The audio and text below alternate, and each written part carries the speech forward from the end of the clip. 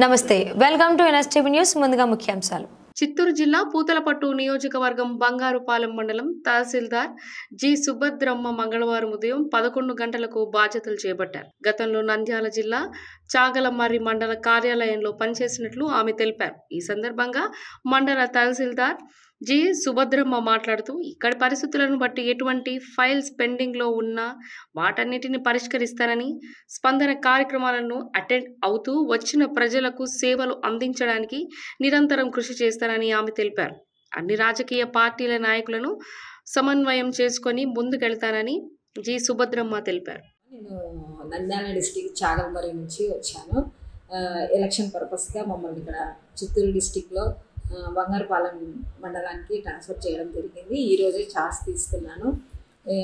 ఇక్కడ పరిస్థితులను బట్టి ఏమైనా పెండింగ్ కేసెస్, పెండింగ్ వర్క్ ఉండేదానికి అటెండ్ అయ్యి ఏ పెండింగ్ లేకుండా చూసుకోవడానికి నేను నా సాయశక్తిగా ప్రయత్నిస్తాను.